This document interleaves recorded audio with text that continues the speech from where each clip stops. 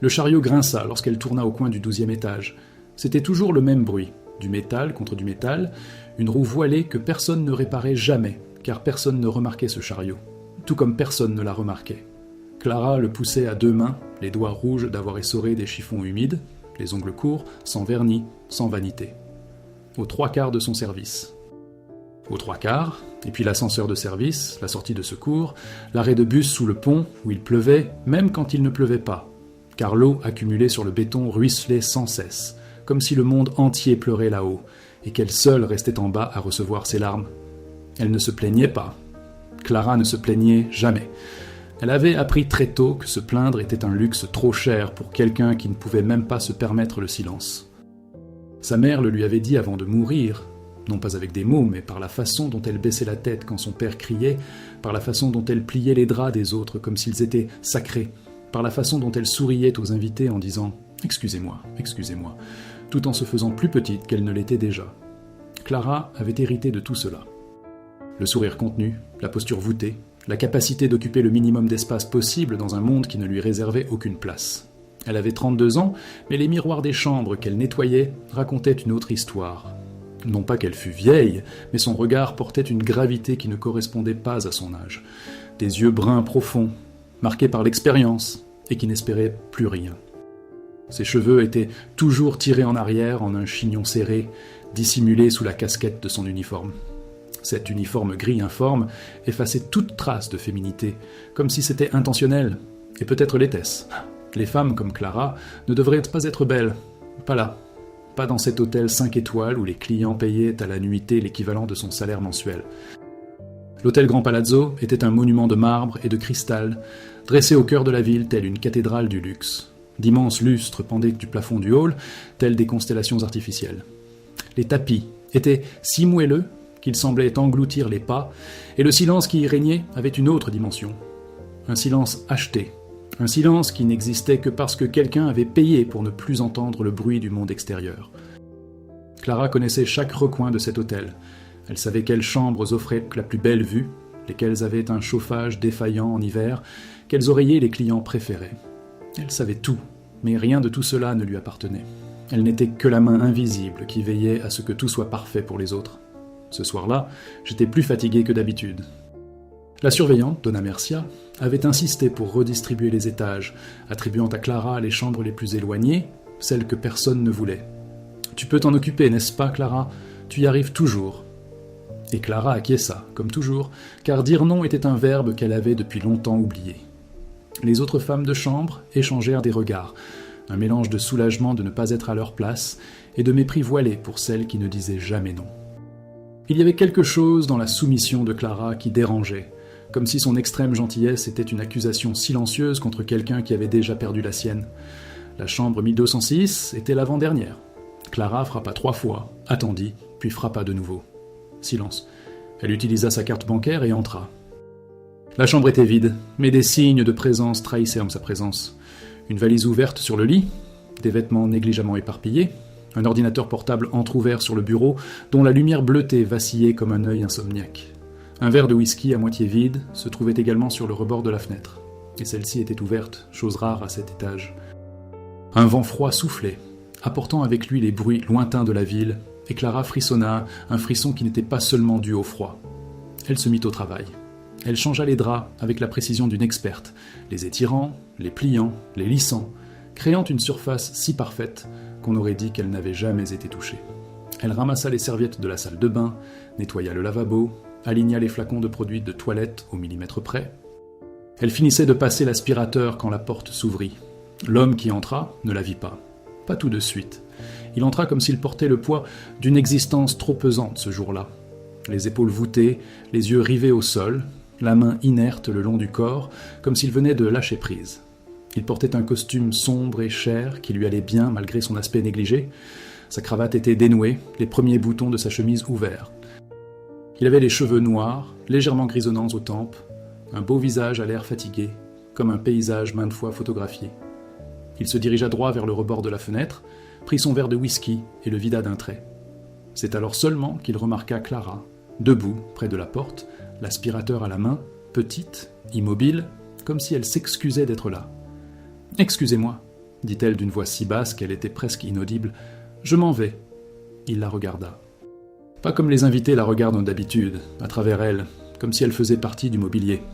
Il la regarda vraiment, de ses yeux sombres et profonds, qui semblaient chercher quelque chose d'inexistant. Un silence s'installa, qui dura une éternité. « Non, dit-il, vous pouvez y mettre fin, je n'aurais pas dû revenir si tôt. » Sa voix était grave et présentait une fragilité presque imperceptible, comme une fine fissure dans un verre de cristal. On ne la remarquait que si l'on y prêtait attention. Clara était attentive. Elle prêtait toujours attention aux choses que les autres ne remarquaient pas. Elle termina rapidement, remit l'aspirateur dans le chariot et s'apprêta à partir. Mais au moment où elle franchissait la porte, il dit quelque chose qui la fit s'arrêter. « L'oreiller de gauche. Tu en as mis 2. » Clara se retourna perplexe. « Oui, monsieur. La norme à l'hôtel est de 2 oreillers de chaque côté. »« Je sais, mais hier, il n'y en avait qu'un, et j'ai mieux dormi que depuis des semaines. » Elle ne savait pas quoi dire. Personne n'avait jamais remarqué les oreillers. Personne ne lui avait jamais parlé d'oreiller, de drap, de quoi que ce soit. Elle était celle qui entrait dans les chambres après le départ des gens et qui repartait avant leur retour. Elle existait dans les interstices, dans les failles, dans les moments où personne ne la regardait. « Je peux en enlever un, si vous préférez, » dit-il. Il a failli sourire. « Presque. S'il vous plaît. » Clara revint, prit l'oreiller supplémentaire et le rangea dans le placard. Lorsqu'elle se retourna, il était assis au bord du lit, le regard perdu dans ses mains, comme s'il ne les reconnaissait plus. Cette image, un homme riche, beau et puissant, assis au bord d'un lit d'hôtel, fixant ses mains avec l'expression de quelqu'un qui a perdu quelque chose d'inestimable, lui serra le cœur. Non pas de la pitié, de la reconnaissance. C'était le même regard qu'elle voyait chaque matin dans le miroir. Elle est partie sans rien ajouter. Il s'appelait Raphaël Montero. Clara le savait, car son nom figurait sur la fiche d'enregistrement de la chambre, et parce que, les jours suivants, tout le personnel de l'hôtel se mit à chuchoter à son sujet. Il était à la tête d'une des plus grandes sociétés de promotion immobilière du pays. Un homme qui construisait des immeubles entiers, qui érigeait des empires de béton et de verre, mais qui, selon les rumeurs, venait de perdre quelque chose d'irréparable. Sa femme l'avait quitté. Pas pour un autre homme, pas pour de l'argent, pas pour une raison digne des tabloïds. Elle avait simplement dit qu'elle ne le reconnaissait plus, qu'il était devenu un étranger sous les traits de l'homme qu'elle aimait. Et elle était partie, emportant leurs 2 enfants, un chat, et exactement la moitié de la vie qu'ils avaient bâtie ensemble. Raphaël séjourna au Grand Palazzo, car il ne pouvait plus retourner à la maison, qui lui paraissait désormais trop grande. Chaque pièce résonnait. Chaque tiroir ouvert lui rappelait ce qui lui manquait. Il s'installa donc dans cette chambre d'hôtel comme un naufragé sur une île déserte, non par choix, mais faute d'un autre endroit où la solitude serait moins douloureuse. Clara continuait de s'occuper de la chambre 1206. Chaque jour, la même routine, frapper, attendre, entrer, nettoyer, sortir. Mais les choses commencèrent à changer subtilement, presque imperceptiblement. Elle se mit à remarquer les détails qu'il laissait derrière lui, comme des indices involontaires. Une tasse de café froid intacte sur la table, il ne dormait pas. Un livre ouvert, toujours à la même page, il n'arrivait pas à se concentrer. Des petits mots manuscrits qui finissaient froissés à la poubelle. Elle ne les lisait jamais, mais elle voyait l'encre baver, comme si les mots avaient été écrits avec trop de force, trop d'urgence. Et il commença à la remarquer. Pas d'un coup, pas comme une révélation. Ce fut un processus lent, à l'image de l'aube qui ne se lève pas à un moment précis. D'abord, il y eut les détails. L'oreiller parfait, les rideaux entr'ouverts à l'angle exact qu'il préférait, la température de la chambre toujours 1 degré en dessous de la normale, parce qu'elle avait remarqué qu'il avait laissé la fenêtre ouverte. Puis il y eut ces présences presque simultanées. Il rentrait un peu plus tôt, elle finissait un peu plus tard, et ces minutes de coïncidence devinrent quelque chose qu'aucun d'eux ne nommait, mais qu'ils pressentaient tous deux, secrètement. Un après-midi, il était assis dans le fauteuil près de la fenêtre quand elle entra. Il ne se leva pas, il ne lui demanda pas de revenir plus tard. Il resta là, immobile, son téléphone portable éteint à la main, le regard perdu dans l'horizon, parmi les immeubles qu'il aurait pu lui-même construire. Clara. Il prononça son nom, et elle faillit laisser tomber le flacon de produit de toilette qu'elle tenait. Personne dans cet hôtel ne l'appelait par son nom. Elle était la femme de chambre, celle de nuit, celle qui ne se plaint jamais. Entendre son nom dans sa voix, c'était comme être vu pour la première fois. « Oui, monsieur ? Raphaël, je m'appelle Raphaël. » Elle ne répondit pas, non pas par manque d'envie, mais parce qu'elle ne savait que faire de cette information. Qu'un client donne son nom à une femme de chambre, c'était comme construire un pont au-dessus d'un abîme qu'il ne fallait pas traverser. « Puis-je vous poser une question ?» poursuivit-il sans attendre de réponse. « Aimez-vous ce que vous faites ?» La question était simple, mais elle avait un poids absurde. Personne ne la lui avait jamais posée, ni sa mère, ni ses camarades, ni même elle-même. Aimer était un verbe qui appartenait à un autre vocabulaire, celui des gens qui ont le choix. « Je vais bien », répondit-elle. C'était la réponse la plus honnête qu'elle pouvait donner. Il la regarda longuement. « Ce n'est pas ce que j'ai demandé. » Clara sentit son visage s'embraser, non pas de honte, mais d'une émotion plus profonde, plus ancienne. C'était le sentiment d'être découverte, d'avoir quelqu'un qui regardait derrière le mur qu'elle avait construit, brique par brique, pendant 32 ans. « Je dois finir les autres pièces, » dit-il, et il partit. Mais ce soir-là, dans le bus qui la ramenait chez elle, coincée entre des corps fatigués et des vitres embuées, Clara repensa à la question. Et pour la première fois depuis des années, elle sentit quelque chose s'éveiller en elle. Non pas une réponse, mais la conscience de son absence. Les semaines passèrent et la routine de la chambre 1206 se mua en une sorte de rituel silencieux. Raphaël commença à lui laisser des petites attentions. Pas des cadeaux, il était assez sensible pour savoir lesquels l'humilieraient. C'était des petites choses, presque accidentelles. Un livre sur la table de chevet avec un mot. Celui-ci est bien si vous aimez les histoires qui prennent leur temps pour se dévoiler. Une tablette de chocolat importée à côté du téléphone, sans aucun mot, comme si elle était apparue d'elle-même.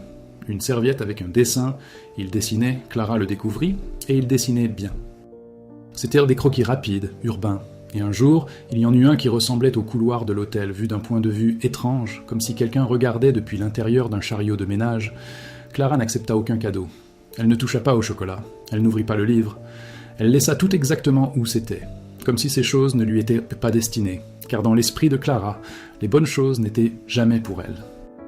C'étaient des illusions, des gentillesses éphémères vouées à disparaître, des miettes tombées de la table des autres, et qu'elle avait appris à ne pas ramasser, car ramasser, c'était nourrir l'espoir, et l'espoir était la forme la plus cruelle de souffrance.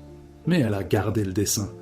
Il l'a plié soigneusement et l'a glissé dans la poche de son uniforme, avec le passe-partout et l'insigne sans photo. Tu ne savais pas pourquoi tu avais fait ça. Peut-être parce que c'était la première fois que quelqu'un la voyait autrement que de haut en bas. Le changement survint le jour où Donna Mercia l'humilia devant lui. Clara se trouvait dans le couloir, près de la chambre 1206, lorsque le superviseur apparut avec une grimace qui laissait présager une sanction pour une faute qu'il n'avait pas commise. « Clara, la chambre 1990 s'est plainte. Ils ont dit que les serviettes sentèrent le renfermé. »« J'ai changé toutes les serviettes hier, Madame Merica. »« Vous me traitez de menteur, ou bien vous insinuez que c'est l'invité qui ment ?»« Non, madame, je... »« Tu n'as rien fait. Retourne sur place, change tout à nouveau et présente tes excuses. Et la prochaine fois, fais le bien du premier coup. » Clara baissa la tête, comme toujours, comme sa mère, comme toutes les femmes de sa famille. Cette habitude de baisser la tête était un héritage, transmis de génération en génération comme un instinct de survie. Non pas celui de la fierté, mais celui qui assure la vie, le travail, l'invisibilité. Elle ne vit pas Raphaël dans l'embrasure de la porte, mais lui, il vit tout. Il vit ses épaules s'affaisser plus que d'habitude. Il vit qu'elle ravalait ses mots. Il vit sa main trembler légèrement tandis qu'elle repoussait la poussette dans le couloir. Ce soir-là, lorsque Clara entra dans la chambre 206, la pièce avait changé. Pas physiquement, tout était à sa place. Mais Raphaël se tenait près de la fenêtre, avec une expression qu'elle ne reconnaissait pas. Ce n'était ni de la pitié, ni de la colère. C'était un mélange d'indignation et de tendresse, comme s'il avait vu quelque chose qui l'avait profondément blessé. « Cette femme, dit-il sans préambule, est-ce qu'elle vous parle toujours comme ça ?» Clara resta immobile. « C'est ma supérieure ?» Cela ne répond pas à la question. « Réponds oui, » dit Clara, et pour la première fois, il y eut dans sa voix autre chose que de la soumission. C'était la vérité, une vérité si nue et si simple qu'elle n'avait besoin de rien d'autre. Raphaël resta silencieux, puis il dit doucement « Tu mérites mieux que ça. » Et c'est alors que quelque chose en Clara se brisa. Non pas qu'elle se soit brisée, mais qu'elle se soit fissurée. Comme un mur qui retient l'eau depuis des années et qui, enfin, laisse échapper une goutte. Elle sentit ses yeux brûler et, pendant un instant de terreur absolue, elle crut qu'elle allait pleurer devant cet homme. dans cette pièce qui n'était pas la sienne, vêtue de cet uniforme qui la réduisait au silence. Mais elle ne pleura pas. Elle serra les lèvres, prit une profonde inspiration et dit « Vous ne me connaissez pas ?»« Je sais, a-t-il répondu, mais j'en ai envie. » Clara quitta la pièce, le cœur battant à un rythme qu'elle ne reconnaissait pas. Ce n'était pas de la peur, ce n'était pas vraiment de la joie. C'était l'impression troublante que quelque chose avait commencé, quelque chose qu'elle n'avait ni demandé ni prévu, et qu'elle ne savait pas comment arrêter. Les jours suivants, elle tenta de garder ses distances. Elle arrivait plus tôt, travaillait plus vite, évitait les moments où il risquait d'être dans la pièce. Mais la distance était vaine, car il ne s'agissait pas d'une distance de mètres, mais d'un fossé immense. Il était tout ce qu'elle n'était pas, riche, influent, puissant, entouré de possibilités. Et elle était la femme qui changeait ses draps. La symétrie était si brutale que toute tentative d'approche lui semblait une cruauté déguisée en gentillesse. C'est lui qui a comblé la distance. Non par de grands gestes, non par des déclarations, non par quoi que ce soit qui puisse passer pour l'arrogance de quelqu'un qui croit que l'argent donne accès à tout. Il l'a fait de la seule manière qui pouvait fonctionner avec quelqu'un comme Clara, avec patience. À la fin de son service, il l'attendait dans le hall avec 2 cafés de la machine de l'étage de service. Pas celle du restaurant de l'hôtel, mais celle utilisée par les employés. Clara l'a remarqué. Il ne cherchait pas à l'impressionner, il cherchait simplement à la toucher. La première fois, elle refusa le café. La deuxième fois, elle prit la tasse, mais ne but pas. La troisième fois, elles s'assirent sur les marches de la sortie de secours et restèrent silencieuses pendant 10 minutes. Ce silence en disait plus que toutes les conversations que Clara avait jamais eues. Il lui parla de sa femme, partie, non pas pour susciter la pitié, mais pour comprendre ce qui s'était passé. Elle disait que je m'étais perdu, que j'étais devenu obsédé par le travail, que j'avais oublié comment être humain. Et le pire, c'est qu'elle avait raison. Clara l'écouta, non par politesse, mais parce qu'elle reconnaissait cette douleur. La douleur de se sentir insuffisant. La douleur de perdre quelque chose non pas par faute, mais parce qu'on s'est perdu soi-même, sans s'en rendre compte. Moi aussi, je me suis perdu, dit Clara un soir, les mots lui échappant avant qu'elle ne puisse les retenir. Je crois que je ne me suis jamais vraiment trouvé. Il la regarda avec cette intensité qu'elle connaissait déjà, mais qui la désarmait encore. Peut-être que nous ne nous rencontrons pas seuls, peut-être as-tu besoin que quelqu'un te voie pour que tu saches où tu es. Clara voulait y croire, elle le voulait avec une soif qui l'effrayait. Mais la vie lui avait appris que croire était le premier pas vers la chute, et elle était déjà trop fatiguée pour se relever. La rupture est venue de l'extérieur, comme toujours. Une femme de chambre les a aperçus tous les deux dans l'escalier de secours, et la nouvelle s'est répandue comme une traînée de poudre dans l'hôtel. Donna Mercia a convoqué Clara dans le bureau du directeur. Elle n'était pas seule, le directeur général était là, un homme à l'allure impeccable, qui n'avait pas adressé la parole à Clara depuis 7 ans. « Monsieur Monteiro est un client important », dit le directeur d'un ton qui semblait calme, mais qui était en réalité glacial. « Nous ne pouvons pas tolérer une telle situation, vous comprenez ?» Clara avait compris, et elle avait parfaitement compris. Ce qu'il sous-entendait, sans le dire explicitement, c'était « Les gens comme toi ne se fréquentent pas. Le monde est hiérarchisé, et tu appartiens au niveau inférieur. Si d'autres incidents se produisent, nous devrons revoir notre position. » Clara quitta la pièce avec la même expression qu'à son arrivée, neutre, contenue, invisible. Mais intérieurement, une brûlure la consumait. Ce n'était pas de la colère envers le directeur ou le superviseur.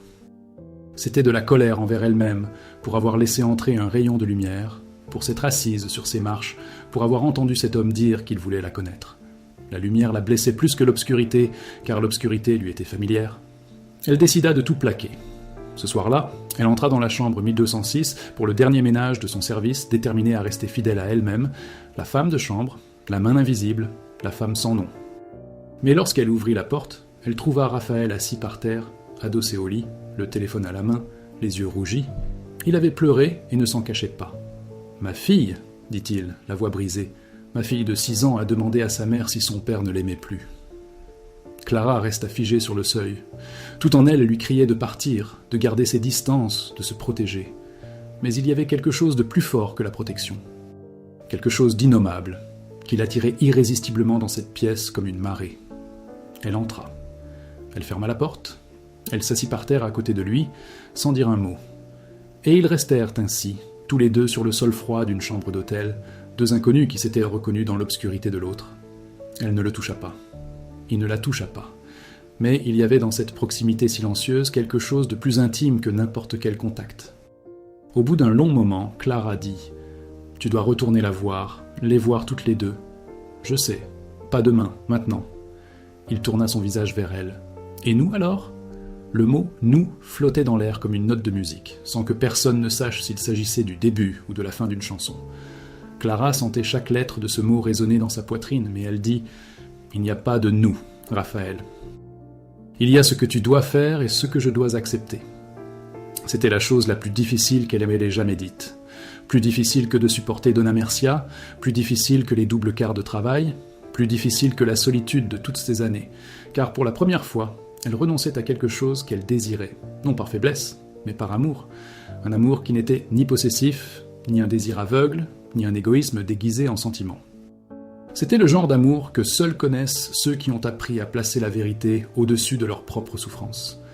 Raphaël ne protesta pas, peut-être parce qu'il savait qu'elle avait raison.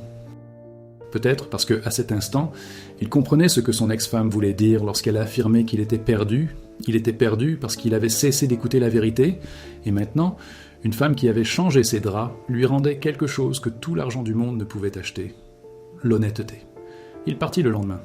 Clara nettoya une dernière fois la chambre 1206. Elle changea les draps, arrangea les oreillers, un de chaque côté, nettoya le lavabo et rangea les bouteilles.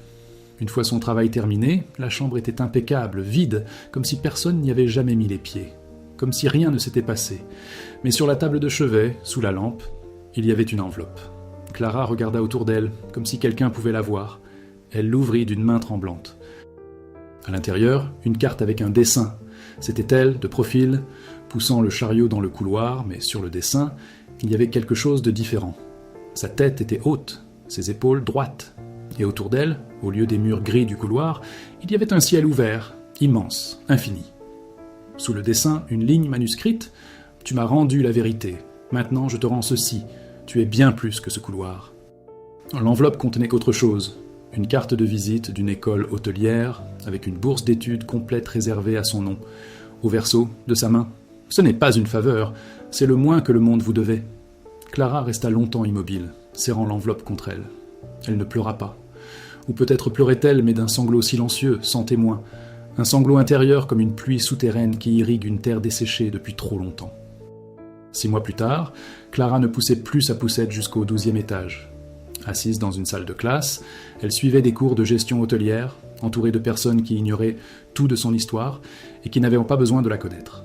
Elle portait ses cheveux détachés pour la première fois depuis des années. Elle avait découvert qu'ils étaient plus beaux qu'elle ne l'avait imaginé, ondulés, châtain foncé, avec des reflets qui brillaient à la lumière. 1 an plus tard, elle était directrice adjointe dans un hôtel plus petit et moins luxueux, mais où elle connaissait chaque employé par son nom et traitait chaque femme de chambre comme elle aurait aimé être traitée. Parfois, à la fin de son service, elle s'asseyait sur l'escalier de service, un café à la main, et pensait à lui. Non pas avec nostalgie d'une romance, mais avec gratitude. Pour la question que personne ne lui avait posée, pour le dessin qui avait changé sa vision des choses. Pour cette nuit passée sur le sol froid, où 2 êtres solitaires s'étaient rencontrés sans se posséder. Raphaël s'est réconcilié avec sa famille, pas d'un coup.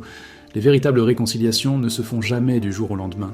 Ce fut un long processus de réapprentissage, réapprendre à être présent, à éteindre son téléphone pendant le dîner, à s'asseoir par terre pour jouer avec sa fille, à regarder sa femme et à lui dire « Je te vois ». Il ne leur a jamais parlé de Clara. Non pas parce que c'était un secret honteux, mais parce que certaines histoires n'appartiennent qu'à ceux qui les ont vécues, et les expliquer aurait occulté ce qui s'était passé. Un dimanche matin, alors qu'il dessinait sur le balcon pendant que sa fille peignait à côté de lui, Raphaël fit une esquisse rapide, un long couloir avec une petite silhouette à l'arrière-plan qui poussait quelque chose. Sa fille regarda et demanda qui c'était. « Quelqu'un qui m'a aidé à rentrer chez moi », a-t-il dit. La jeune fille me sourit et retourna à sa peinture. Et quelque part dans la ville, sur un escalier de service d'un autre hôtel, Clara buvait son café la tête haute, regardant le ciel qui s'insérait entre les immeubles, et sentant, pour la première fois de sa vie, qu'elle occupait exactement l'espace qu'elle méritait.